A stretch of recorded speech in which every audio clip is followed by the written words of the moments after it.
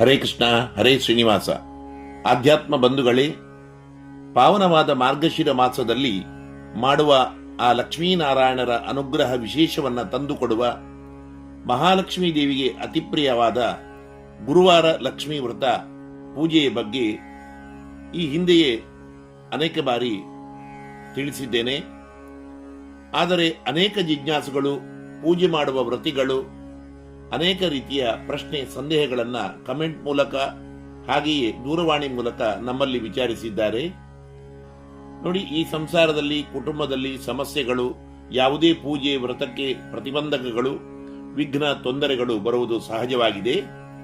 ಹಾಗೆ ಮಾರ್ಗಶಿರ ಮಾಸದ ಗುರುವಾರದ ಲಕ್ಷ್ಮೀ ಪೂಜೆಯ ಬಗ್ಗೆ, ಕಲಶ ಸ್ಥಾಪನೆ ಹೇಗೆ ಮಾಡುವುದು, ಕಲಶ ಸ್ಥಾಪನೆ ಮಾಡದೇನೆ ಈ ವ್ರತವನ್ನ ಮಾಡಬಹುದೇ, ವ್ರತ ಮಾಡುವವರು ಮಾತ್ರ ನಾನ್ ವೆಜ್ ತಿನ್ನದೆ ಶುದ್ಧ ಆಚಾರ ಆಹಾರ ಸೇವನೆಯಿಂದ ಇದ್ದರೆ ಸಾಕೆ, ಮನೆಯವರು ಎಲ್ಲರೂ ಸಹ ನಾನ್ ವೆಜ್ ತಿನ್ನದೆ ವ್ರತದಲ್ಲಿ ಭಾಗಿಯಾಗಬೇಕೇ, ಇನ್ನು 5 ಗುರುವಾರಗಳು ಪೂಜೆ ಮಾಡಬೇಕೆಂಬ ನಂಬಿಕೆ ಕೆಲವು ಕಡೆ ಇದೆ.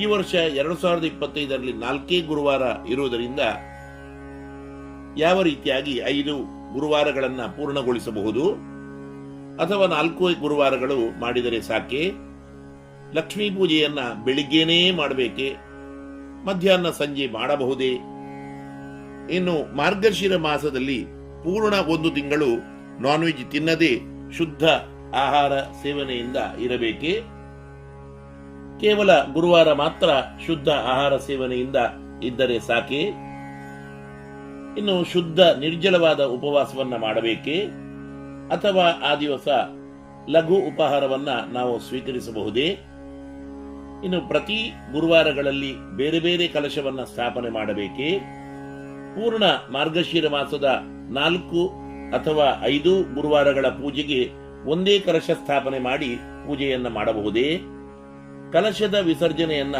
ಯಾವಾಗ ಮಾಡಬೇಕು, ವಿಸರ್ಜನೆ ಮಾಡಿದ ಎಲ್ಲಾ ವಸ್ತುಗಳನ್ನ ಯಾವ ರೀತಿಯಾಗಿ ನಾವು ಉಪಯೋಗಿಸಬಹುದು, ಏನು ಮಾಡಬೇಕು, ಮಧ್ಯದಲ್ಲಿ ಯಾವುದೇ ರೀತಿಯ ಕುಟುಂಬದಲ್ಲಿ ಜನ್ಮ ಸೂತಕವೋ ಅಥವಾ ಮೃತ ಸೂತಕವೋ ಅಥವಾ ತಿಂಗಳ ದೋಷ, ಪಿರಿಯಡ್ ಇತ್ಯಾದಿ ತೊಂದರೆಗಳು ಬಂದರೆ ಏನು ಮಾಡಬೇಕು, ಒಂದೇ ಗುರುವಾರ ಅಥವಾ 2 ಗುರುವಾರ ಅಥವಾ 3 ಗುರುವಾರ ಪೂಜೆ ಮಾಡಿ ನಾವು ಬಿಡಬಹುದೇ. ಬಂಧುಗಳೇ, ಈ ಎಲ್ಲ ಪ್ರಶ್ನೆ ಸಂದೇಹಗಳು ನನ್ನಲ್ಲಿ ವೀಕ್ಷಕರು, ಜಿಜ್ಞಾಸುಗಳು ಕೇಳಿದ ಪ್ರಶ್ನೆಗಳಾಗಿವೆ. ಆದರೆ ಇನ್ನೂ ಅನೇಕ ರೀತಿಯ ಸಂದೇಹ ಪ್ರಶ್ನೆಗಳು ನಿಮಗೂ ಸಹ ಬರಬಹುದಾಗಿದೆ. ಹಾಗೆಯೇ ಪ್ರಶ್ನೆ ಸಂದೇಹಗಳು ನಿಮಗೆ ಬಂದರೆ ಕಮೆಂಟ್ ನಲ್ಲಿ ಬರೆದು ನಮಗೆ ತಿಳಿಸಿ. ಯಾಕೆಂದರೆ ಪೂಜೆ ವ್ರತಗಳಲ್ಲಿ ಸಂದೇಹ ಪ್ರಶ್ನೆ ಬಂದರೆ ಅದು ಸಾರ್ಥಕ ಆಗುವುದಿಲ್ಲ, ಪೂಜೆ ಮಾಡಿದರೂ ಕೂಡ ಮನಸ್ಸಿಗೆ ಸಮಾಧಾನ ಆಗುವುದಿಲ್ಲ. ಸದ್ಯ ಈ ಎಲ್ಲ ಪ್ರಶ್ನೆ ಸಂದೇಹಗಳಿಗೆ ಬೇಕಾದ ಉತ್ತರಗಳನ್ನ ಈ ವಿಡಿಯೋ ಸಂದೇಶದ ಮೂಲಕ ನಾನು ತಿಳಿಸ್ತಾ ಇದ್ದೇನೆ. ವೀಕ್ಷಕರೇ, ತಾವು ಇಲ್ಲಿಯವರೆಗೆ ನನ್ನ ವಿಶ್ವನಾಥ್ ಭಟ್ ಎಂಬ ಯೂಟ್ಯೂಬ್ ಚಾನಲ್ಗೆ ಸಬ್ಸ್ಕ್ರೈಬ್ ಆಗಿರದಿದ್ದರೆ ಆಗಿ, ಉತ್ತಮ ಆಗಿದ್ದರೆ ಲೈಕ್ ಮಾಡಿ, ನಿಮ್ಮೆಲ್ಲ ಬಂಧು ಮಿತ್ರರಿಗೆ ಶೇರ್ ಮಾಡಿ. ನಿಮ್ಮ ಪ್ರಶ್ನೆ, ಮೆಚ್ಚುಗೆ, ಸಂದೇಹಗಳನ್ನ ದಯವಿಟ್ಟು ಕಮೆಂಟ್ ಮೂಲಕ ನಮಗೆ ತಿಳಿಸಿ. ಪ್ರಶ್ನೆಗಳು: ಮೊದಲನೇ ಮುಖ್ಯ ಸಂದೇಹ, ಕಲಶ ಸ್ಥಾಪನೆ ಮಾಡಲೇಬೇಕೇ? ಖಂಡಿತ ಕಲಶ ಸ್ಥಾಪನೆ ಮಾಡದೇನೆ ಕೇವಲ ಸ್ವಸ್ತಿಕೆ ಅಂದರೆ ಒಂದು ಮಣೆಯ ಮೇಲೆ ಪದ್ಮ ಅಥವಾ ಷಟ್ಕೋಣದ ಅಥವಾ ಶ್ರೀ ಎಂಬ ರಂಗೋಲಿಯನ್ನ ಬರೆದು ಒಂದು ಹರಿವಾಣದಲ್ಲಿ ಅಕ್ಕಿ, ತೆಂಗಿನಕಾಯಿ ಇಟ್ಟು ಅದರ ಮೇಲೆ ನಾವು ಲಕ್ಷ್ಮೀ ದೇವಿಯನ್ನ ಪೂಜಿಸಬಹುದು. ಇದು ಸ್ವಸ್ತಿಕೆಯಲ್ಲಿ ಮಾಡತಕ್ಕಂತಹ ಪೂಜೆ. ಇನ್ನು ಕಲಶವನ್ನ ಇಡುವುದಾದರೆ ಅದೇ ಹರಿವಾಣದ ಅಕ್ಕಿಯ ಮೇಲೆ ಕಲಶವನ್ನ ಸ್ಥಾಪಿಸಿ ಪೂಜೆ ಮಾಡುವುದು.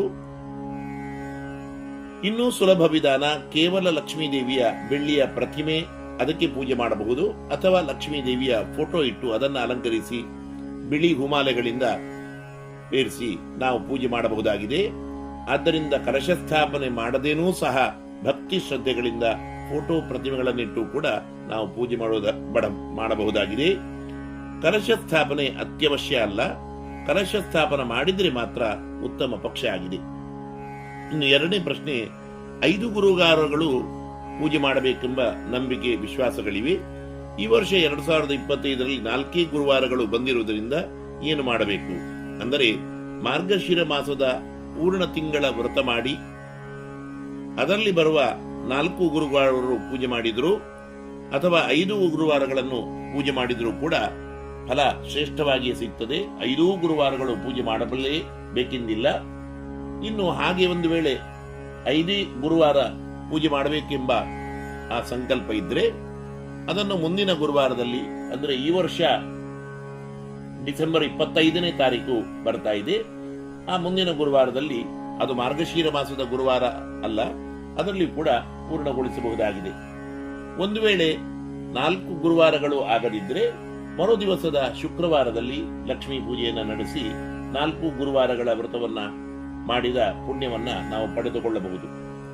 ಲಕ್ಷ್ಮೀ ಪೂಜೆಯನ್ನ ಬೆಳಿಗ್ಗೆನೆ ಬ್ರಾಹ್ಮಿ ಮುಹೂರ್ತದಲ್ಲಿ ಮಾಡದೆ ನಾವು ಬೇರೆ ರೀತಿಯಲ್ಲಿ ಪೂಜೆ ಮಾಡಬಹುದು ಅಂತ ಹೇಳಿದರೆ, ಖಂಡಿತವಾಗಿ ಲಕ್ಷ್ಮೀ ಪೂಜೆಗೆ, ಈ ವ್ರತಕ್ಕೆ ವಿಶೇಷವಾಗಿ ಮುಖ್ಯವಾಗಿ ಬೇಕಾಗಿರತಕ್ಕಂತಹದ್ದು ಸಮಯ.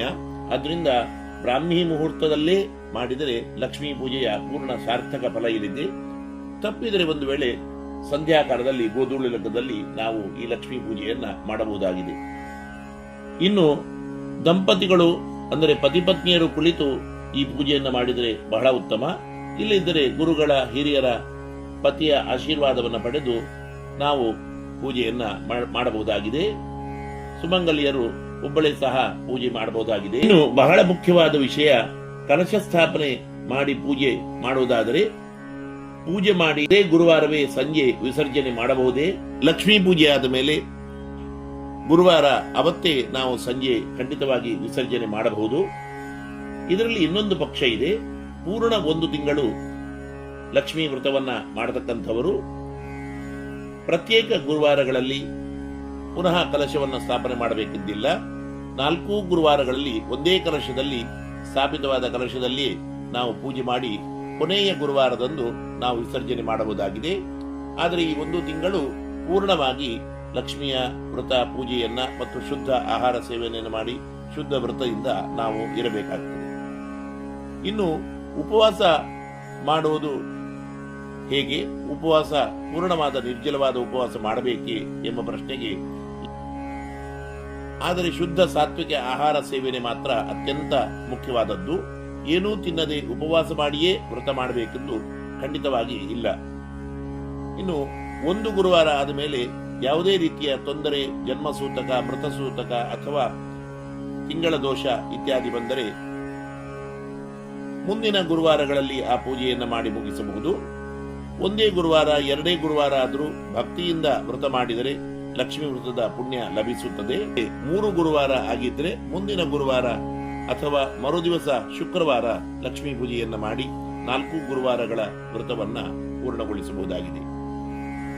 ಇನ್ನು ವಿಸರ್ಜನೆ ಮಾಡಿದ ಕಾಯಿಯನ್ನು ಪ್ರತಿ ಗುರುವಾರಗಳಲ್ಲಿ ಒಂದನ್ನೇ ನೀವು ಬಳಸಿ 4 ಗುರುವಾರ ವ್ರತ ಮಾಡಿ ವಿಸರ್ಜನೆ ಆದ ಮೇಲೆ ಅದನ್ನು ನೀವು ತಿನ್ನುವ ಅಡಿಗೆಯಲ್ಲಿ ಉಪಯೋಗಿಸಿ ಮನೆಯ ಸದಸ್ಯರೆಲ್ಲರೂ ಸಹ ಒಟ್ಟಿಗೆ ಊಟ ಮಾಡಿದರೆ ಬಹಳ ಉತ್ತಮ. ವಿಸರ್ಜನೆ ಮಾಡಿದ ನೀರನ್ನ ಹೂಗಿಡಗಳಿಗೆ ಚೆಲ್ಲುವ ಮೊದಲು ಮನೆಯ ಎಲ್ಲಾ ಮೂಲೆಗಳಲ್ಲಿ ಎಲ್ಲ ಸದಸ್ಯರಿಗೂ ಕೂಡ ಪ್ರೋಕ್ಷಣೆ ಮಾಡಿಕೊಳ್ಳಬೇಕು. ಸೀರೆ, ರವಕಗಣ, ಕಾಯಿ, ಅಕ್ಕಿ ಇತ್ಯಾದಿ ಎಲ್ಲಾ ವಸ್ತುಗಳು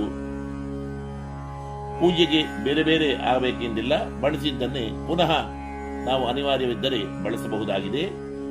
ಆದರೆ ಹೂ, ಹಣ್ಣು, ಎಲೆ, ಅಡಿಕೆ ಇವೆಲ್ಲ ಬೇರೆನೆ ನಾವು ಬಳಸಬೇಕು. ಬಂಧುಗಳೇ, ಹೀಗೆ ಲಕ್ಷ್ಮೀ ಪೂಜೆಯ ಬಗ್ಗೆ ಅನೇಕ ಸಂದೇಹ, ಪ್ರಶ್ನೆಗಳು ತಮಗೆ ಬರಬಹುದಾಗಿದೆ.